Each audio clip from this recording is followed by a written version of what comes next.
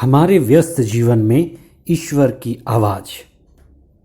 रेलगाड़ी में रेल की इंजन सबसे शक्तिशाली और ताकतवर होती है।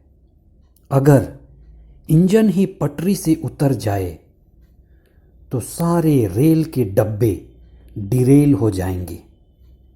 जब जब अगुवे ईश्वर द्वारा संयुक्त होकर ईश्वर के लोगों की अगुवाई किए, प्रभु के लोग व्यवस्थित रहे, सुरक्षित रहे। और जब जब अगुवे अपने स्वार्थ में और ईश्वर की प्रज्ञा और ईश्वर की आत्मा के बिना लोगों की अगुवाई किए, लोग बिखर गए। 16वां सामान्य रविवार 18 जुलाई 2021। पहला पाठ नबी यिर्मयाह का ग्रंथ, अध्याय 23, पद संख्याएं 1 से 6 तक। इफिसियों के नाम संत पौलुस का पत्र, अध्याय 2, पद संख्याएं 13 से 18 तक। और संत मार्कुस का सुसमाचार, अध्याय 6, पद संख्याएं 30 से 34 तक। अगर आप किसी जगह पर अनजान हैं तो आपको किसी जानकार व्यक्ति की जरूरत पड़ती है।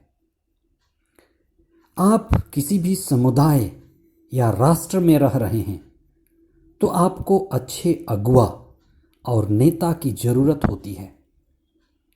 धार्मिक नेता या अच्छा अगुवा वह है जिसका लक्ष्य ईश्वर है, सत्य है, जो ईश्वर का प्रतिनिधि है। ईश्वर आज धार्मिक नेताओं और धार्मिक अगुवाओं के विशेष जिम्मेदारी और उनके कर्तव्य की शिक्षा देते हैं। सामाजिक न्याय और गरीबों को ऊपर उठाने वाले भारत के लोकप्रिय नेता जयप्रकाश नारायण जी गांव-गांव घूमते थे और वे हजारों लोगों की संख्या में उनसे मिलते थे।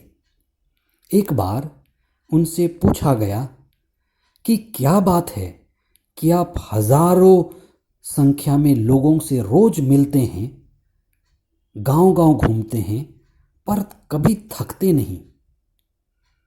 उनका सहज जवाब था, वे कहते हैं, मैं उनकी दशा देखकर द्रवित होता हूं।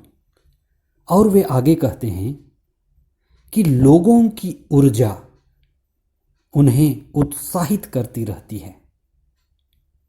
बाइबल में ईश्वर अपने लोगों का ख्याल और देखरेख नबियों के द्वारा, पुरोहितों के द्वारा, राजाओं और न्यायकर्ताओं के द्वारा करते रहते थे। यही लोग रेल की इंजन थे। ये सभी ईश्वर के नाम पर, ईश्वर के स्थान पर लोगों के अगुवा और मार्गदर्शक थे। रेलगाड़ी में रेल की इंजन सबसे शक्तिशाली और ताकतवर होती है। आप ध्यान दें, अगर इंजन ही पटरी से उतर जाए तो सारे रेल के डब्बे डिरेल हो जाएंगे, उतर जाएंगे। इसलिए जब जब अगुवे ईश्वर द्वारा संयुक्त होकर लोगों की अगुवाई किए, प्रभु के लोग व्यवस्थित रहे।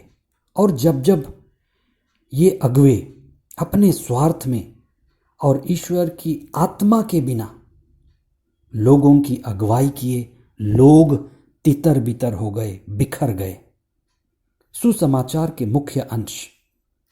ईसा ने अपने शिष्यों से कहा, तुम लोग अकेले ही मेरे साथ निर्जन प्रदेश चले आओ और थोड़ा समय विश्राम कर लो, क्योंकि इतने लोग आया जाया करते थे कि उन्हें भोजन करने की भी फुर्सत नहीं रहती थी।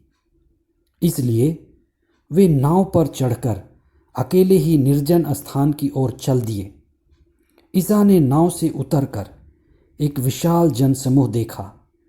उन्हें उन लोगों पर तरस आया, क्योंकि वे बिना चरवाहे की भेड़ों की तरह थे और वह उन्हें बहुत से बातों की शिक्षा देने लगे। ईसा ने अपने शिष्यों को विशेष मुक्ति के कार्य के लिए चुना था और उन्हें अपना प्रतिनिधि और आध्यात्मिक अगुवा नियुक्त किया था। ईसा अपने शिष्यों को भीड़ से अलग करते हैं। यह एक सांकेतिक चिन्ह है, प्रतीक है, इशारा है। ईश्वर चाहता है कि आध्यात्मिक अगुवा को सबसे पहले भीड़ से अलग होकर ईश्वर से संयुक्त होना है, ईश्वर से जुड़ना है। लोगों का भीड़, संबंधों का जाल, सांसारिक मूल्यों व सांसारिक आकर्षण से अलग होकर व्यक्तिगत रूप से ईश्वरीय अनुभव, ईश्वर से संयुक्त होना आध्यात्मिक नेता के लिए सबसे आवश्यक है। ईसा ने शिष्यों को अपने साथ विश्राम करने को कहा। धर्मशास्त्र में विश्राम शब्द का अर्थ है कार्य शून्य या भाव शून्य होना। विश्राम का अर्थ है ईश्वर में विश्राम करना, ईश्वर से एक हो जाना, ईश्वर से संयुक्त होना, अपने कर्ता भाव का समर्पण, मैं, अहंकार का बलिदान। मैं नहीं लेकिन ईश्वर मुझ में करता है। जैसे संत पौलुस कहते हैं, मैं नहीं जीता, ईश्वर मुझ में जीते हैं। मैं, मेरा अहंकार मर गया, अहंकार समाप्त हो गया। यह भाव रखना ही आदर्श आध्यात्मिक अगुवा का लक्षण है। और जिसके अंदर अहंकार मिट गया और जो ईश्वर से एक हो गया, वही आदर्श अगुवा है। संत पौलुस ईसा के क्रूस के आध्यात्म और अगुवाई से सबसे ज्यादा प्रभावित थे।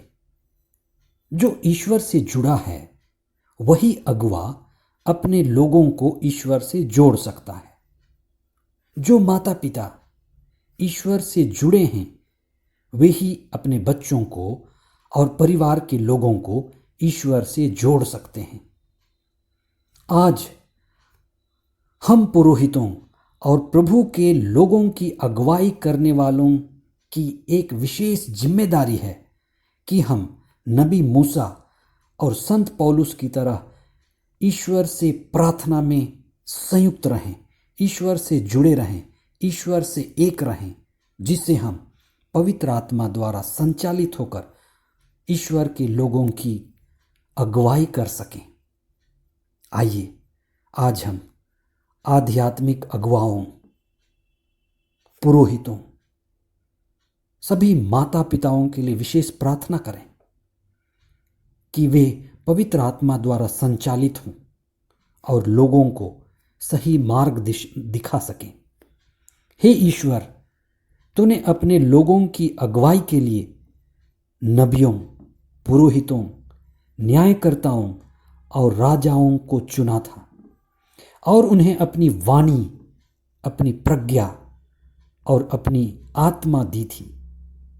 आज हमें प्रार्थना के द्वारा आपसे संयुक्त होने की कृपा दीजिए। हमें आपकी प्रज्ञा, आपकी आत्मा और तेरे लोगों के प्रति करुणा का भाव जगा दीजिए कि हम आपके लोगों की अगुवाई आपकी योजना के अनुसार कर सकें।